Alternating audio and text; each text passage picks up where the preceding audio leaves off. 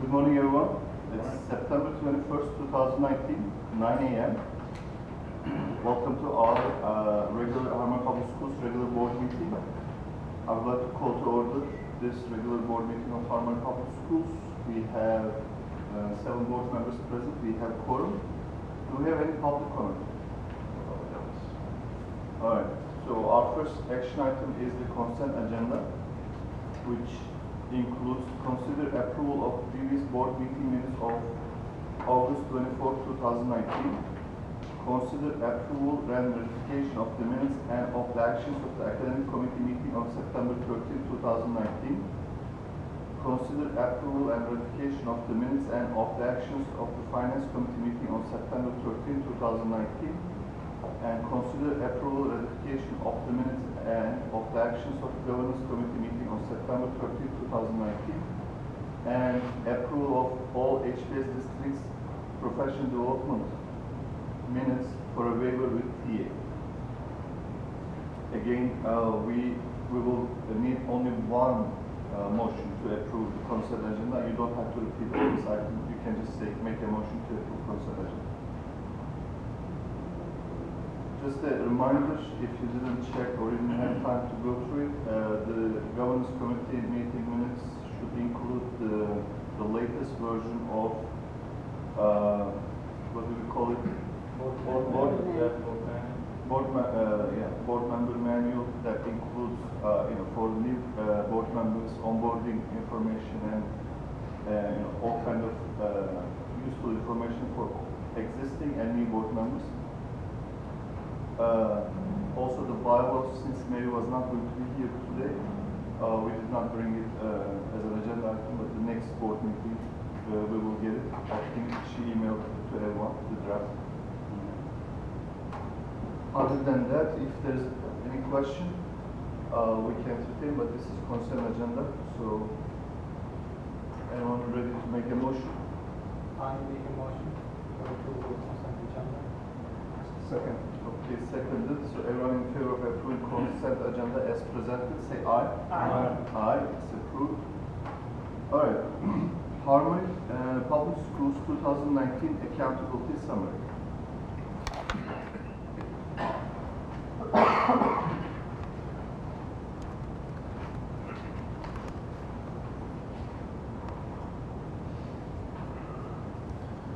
Good morning, board members. I'm here to present the accountability summary for 2019 for Harmony Public Schools. Before I move on to Harmony's performance, I'd like to remind and revisit the accountability system of the state. The state has 3 domains for accountability, and these domains try to take into consideration several aspects of education in Texas schools. The first domain is student achievement. This is about what percent of students are successful based on certain criteria of the state. So which is the STAR performance. Now here, elementary and middle schools are only evaluated based on their STAR performance. But when it comes to high schools, there are other measures, what they call and what the state calls college, career, and military readiness, along with graduation rates for high schools. So in the state of Texas, high schools can use other measures, and we're talking about 60% of their scores coming from college, career readiness, and graduation rates. But elementary and middle schools only are evaluated based on test scores. And we will see that in the scores of campuses, because you will see in elementary, it's really, all elementary schools must perform very highly on the state assessment to get higher grades.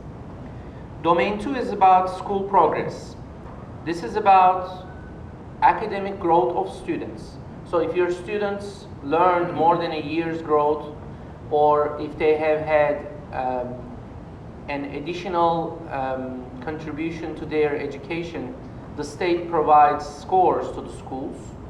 And the second bullet is about the relative performance that takes socioeconomic status into consideration. There have been long debates about how certain neighborhoods, those have-nots, are at a disadvantage when it comes to state accountability. So with this measure, state is giving additional points to campuses and districts with higher poverty. And this is why it's considered as part of accountability this time. And domain 3 is closing the achievement gap. The state is looking at the achievement of subgroups, subpopulations, African Americans, Hispanics, English language learners, special ed students, those who were having mobility issues, those came and joined school late. So basically there are several different populations, and there are certain targets that schools have to meet so that they can earn points here.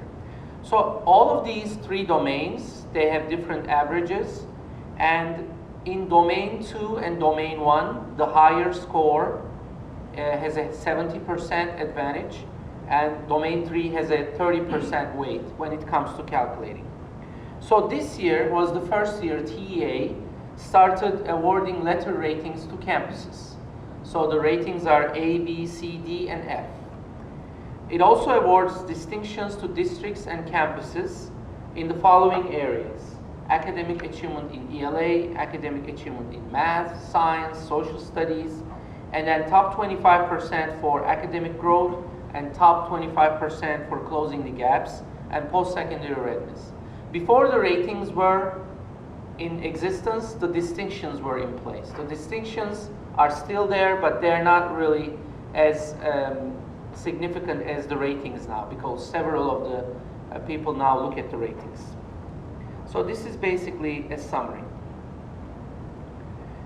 So how did we do last year? Before how we did, let's look at the district.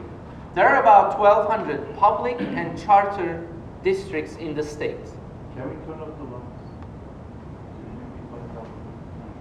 As you can see in this pie, 25% of all the districts in the state of Texas have received A. About 56% received a B, about 12.8% received a C, 3.6% received a D, and less than 1% received an F rating. And these are districts. So remember, Harmony had 7 districts, and of the 7, 5 received an A and 2 received a B. What about charter ratings? There are 179 charter districts in the state of Texas. Again, 25% received A, 31% received a B, 22% received a C, 12% received a D, and 0.4% received an F. So of these 179, again, 5 Harmonies received an A and 2 received a B. Major competitors, Harmony competitor charters and major school districts, they have received B ratings. Idea Public Schools, KIPP, YES, Uplift, their ratings are B. Houston ISD, Fort Bend ISD, Dallas ISD, they received Bs. Fort Worth ISD received a C. So major metropolitan districts also received Bs in this accountability system. These are our ratings, the district's ratings. Domain 1 is student achievement rating. Domain 2 is school progress rating. It has 2 parts, part A and part B.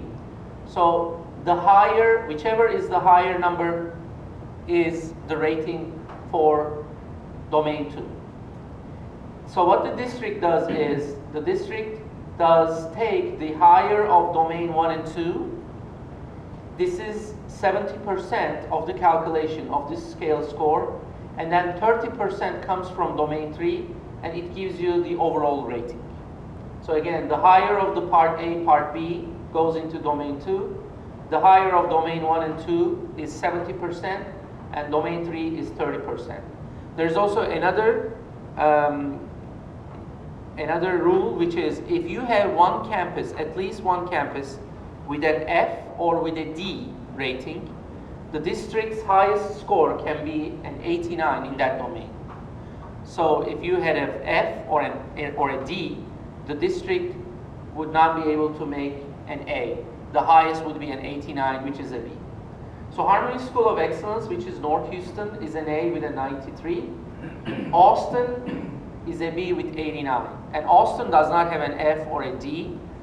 They're just 1 point away from an A. So hopefully next year, with a little more push, we can have an A in the Austin district. Dallas-Fort Worth is an 88.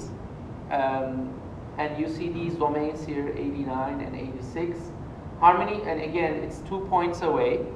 And there's also one of the campuses here in Dallas that's an F. Harmony School of Science is a West Houston district. Our district there is a 95. With, this scale score, it's an A. South Houston Harmony Science Academy is 92. And Harmony Science Academy San Antonio is a 92. So these are our scale scores.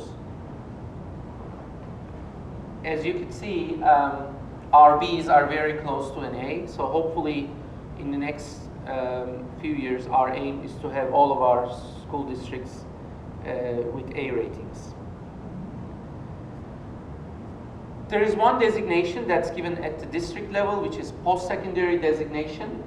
About 71 districts in the state of Texas, this is less than 1%, received the district post-secondary designation, and one of the Harmony districts, which is the Harmony School of Science, West Houston, received this designation as well.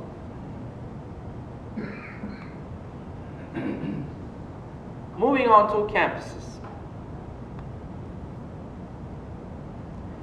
Speaking of these distinctions, there are certain campuses that qualified to earn up to 7 distinctions. That's 9 of our campuses. And this is only 424 district campuses among the 7,900 earn every distinction in the state.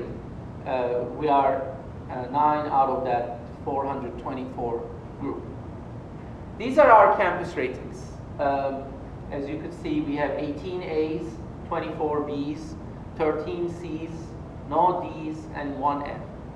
C's and F are considered Harmony's priority campuses, and these are designations that we have given. It's not a TA designation. Texas Education Agency only designates those F campuses as campuses with improvement required. But for us, C's are also considered improvement required campuses. Last year, we had more in our priority campus list. So 7 campuses moved out of the priority status this year. These campuses, based on their last year's scores, if they had their score this year, they would have been designated C's. But this year, these campuses are B campuses.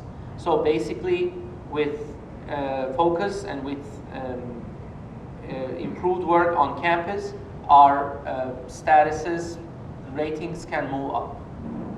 How many were in that list, the priorities total? Last year? Last year, about 21. Yes. 30%, 32% is out. Yeah, 7 of them are out. Yeah, about 7 of them are out now. As you can see, these are the ratings. And we also had a discussion in our academic committee about our Waco campus. This is an elementary campus that split a couple years ago, and there was some issues with stability there. But there have already been some measures taken.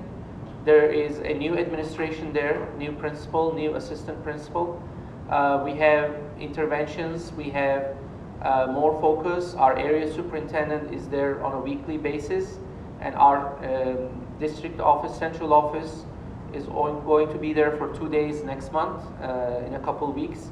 So basically, we believe that with focus and with some of the work, especially using Harmony programs with Fidelity, we will be able to get out of that label very quickly.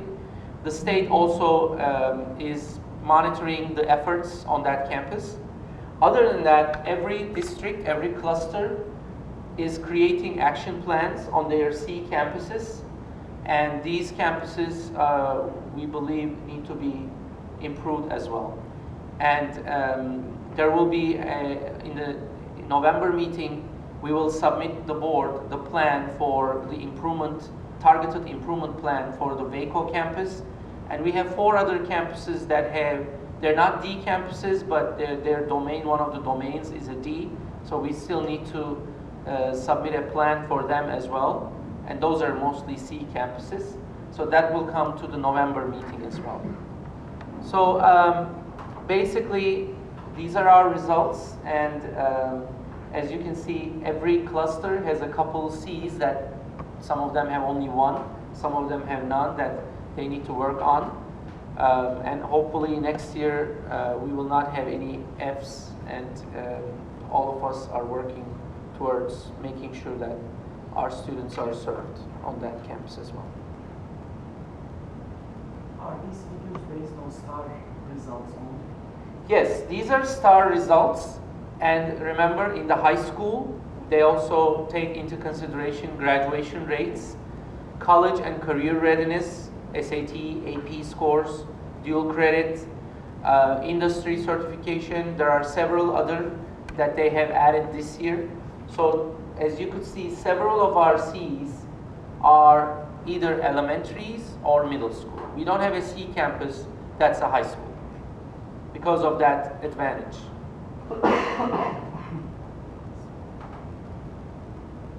Dr. What type of schools got the A rating like us in the closed by school districts? Are they private or because you make you? Yes, I believe KT is A. I'm not. I think Cyprus is a B. Yeah, mainly mid-sized districts, right? Yes, yes. Tomball might be an A. I don't remember any. Alif is a B.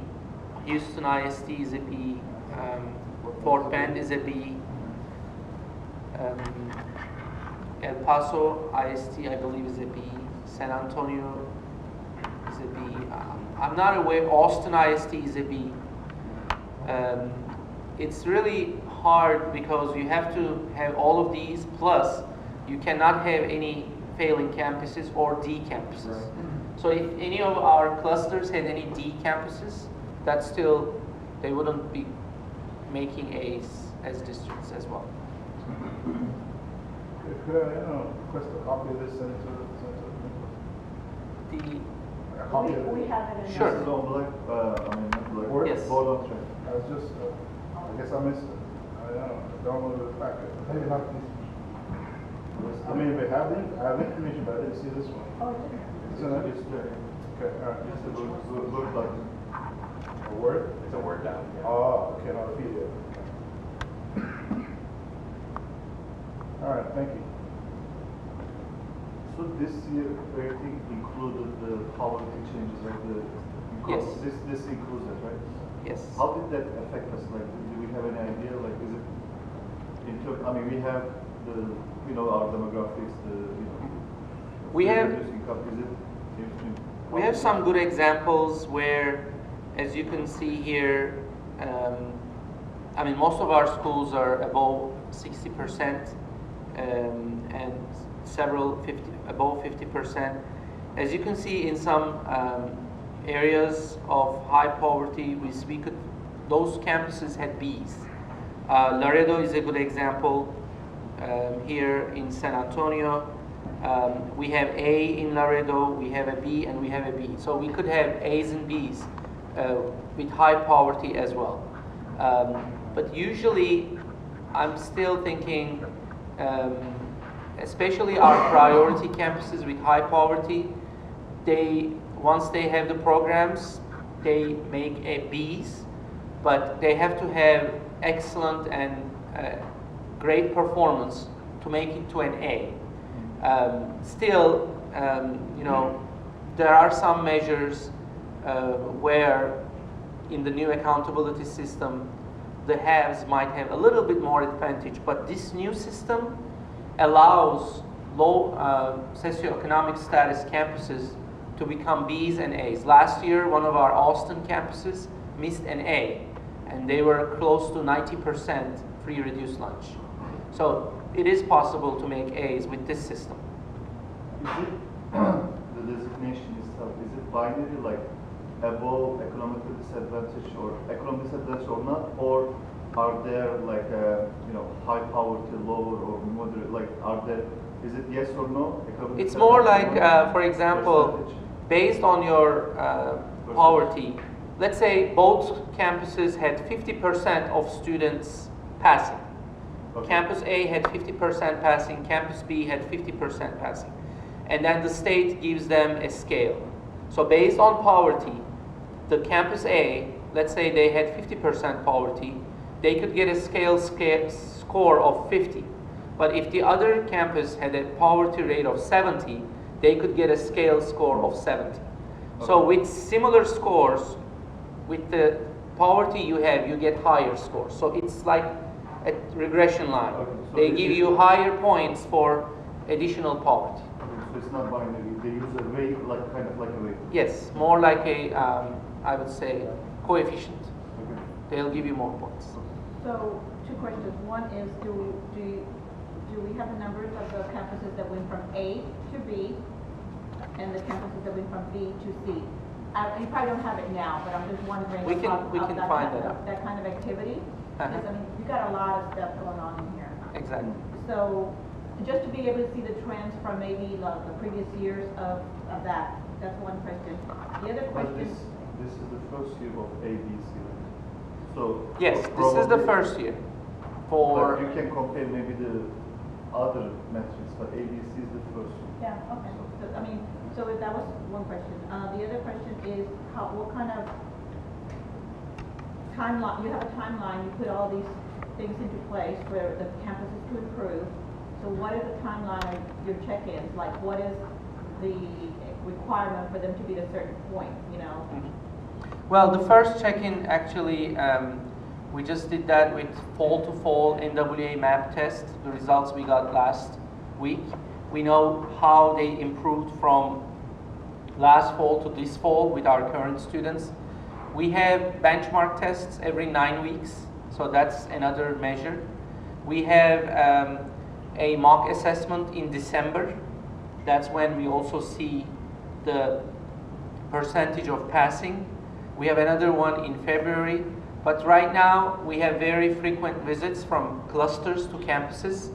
The campuses are developing their action plans and they've submitted it to the area superintendents and they'll submit it to us in 2 weeks.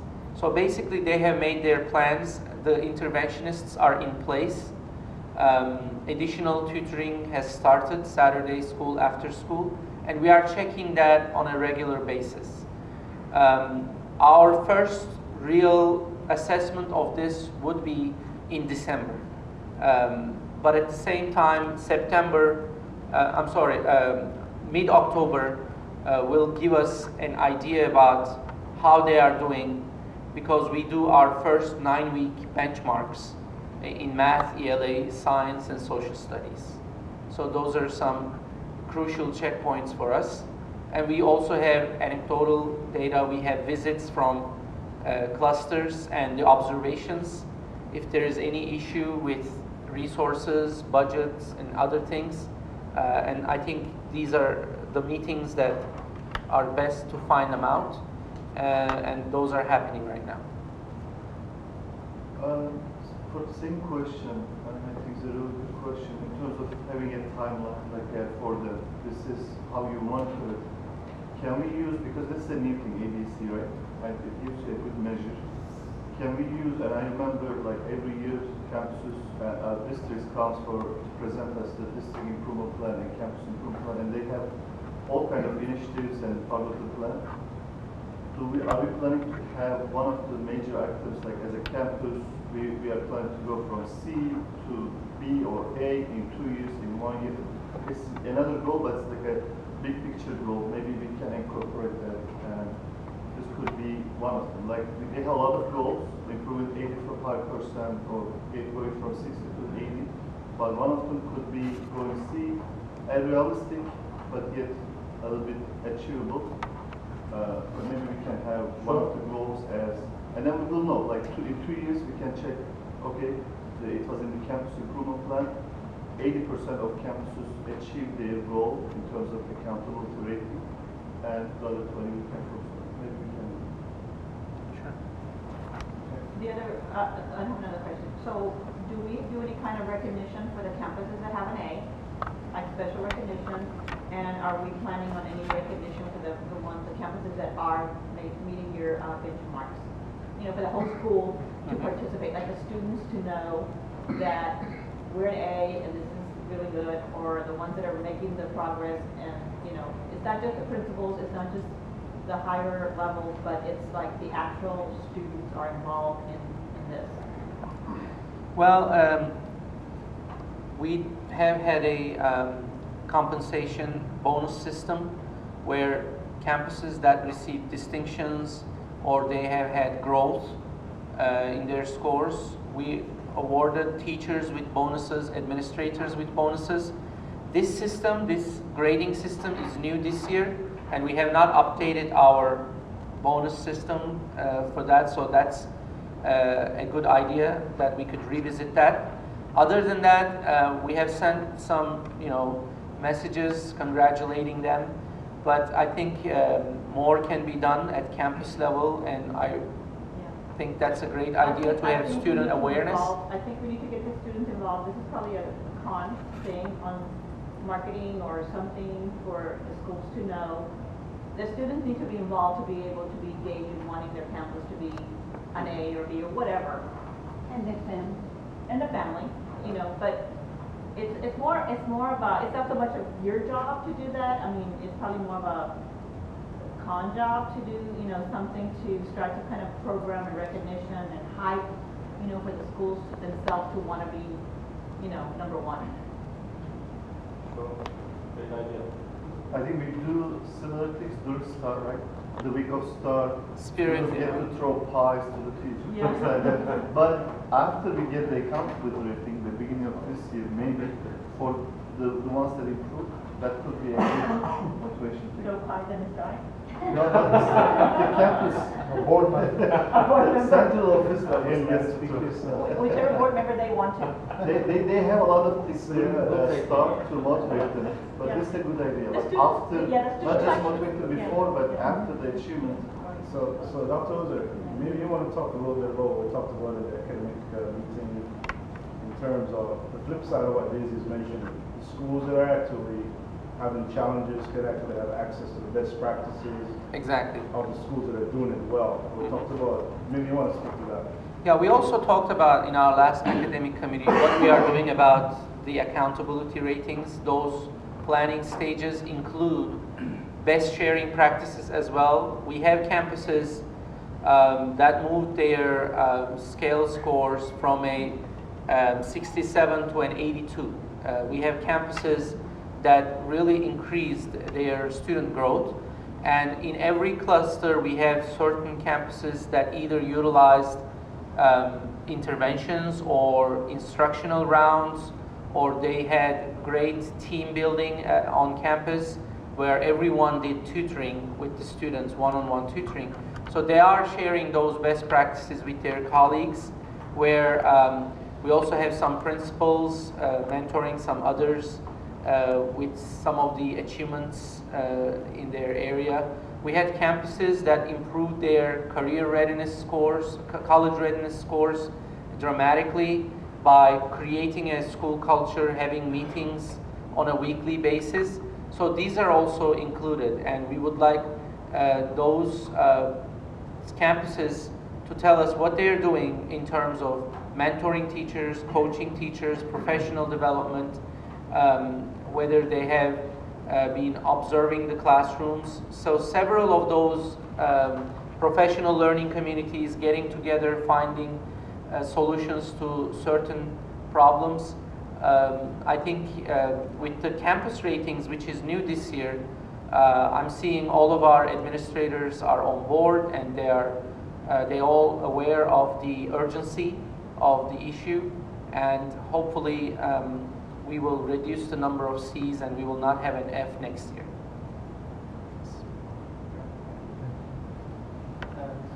I'd like to say two things, not to your question. First, this is a success, no doubt. So 5 districts got A, 2 districts got B.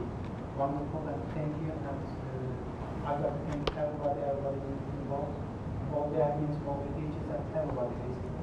Basically, this is wonderful. Second thing, after our the academic committee meeting in the Boston, as well as you will compile all the data that shows this year's ratings and also last year's rating, even though that was not required by TEA. I think we prepared everything, considering all the items in the new scale. And I really looked at it district by district, last year, this year, school by school, campus by campus. Thank you very much for that. It seems you spend a lot of time on it. Thank you. Is there any questions, comments? We also, collectively thank you, the department, all other departments that make this. This is really great. We as soon as we heard about this, and it's just that as the board, we are proud of our students, our teachers, our staff, dedicated staff, administrators, certainly the chiefs, the whole team. So, very good job. Okay. So in addition to each campus, that's very important. The improvement is also important. I was trying to find, there was a news, I think it was in the newspaper. I don't remember the order right now. And they looked at the campuses, and they basically made the news out of 48 campuses that made the biggest progress from last year to first year. I can't find it, but people are also looking at, and we are also looking at, the campus improvements as well. Making an A is important, very good, but if there's a campus to make C, this year and next year, that campus can make B, it's a really big improvement. If that campus can make A, it is so, that will make us so happy. So it's very important. We take them to Disney World.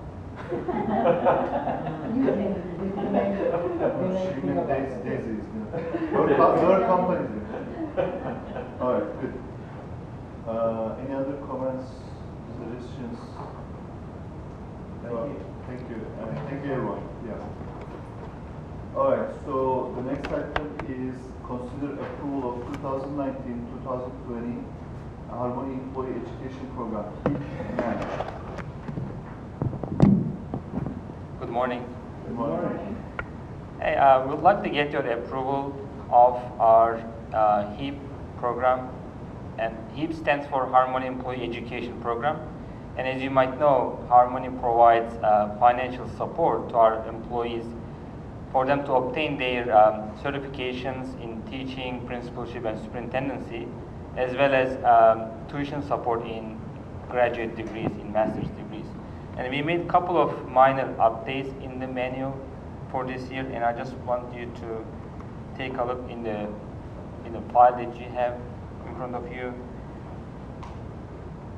We updated the deadlines, and we made a couple of changes in the number of years for them to serve after they finish their program. The one change is that you highlighted that says approval for financial assistance is limited to 2 programs per employee. What was it? There was no limit, or? There was no limit, yes, now it's 2. 2 programs. Yes. So it could be 2, like 1 teacher certification, 1 Master's or 2 degree. masters. Yes.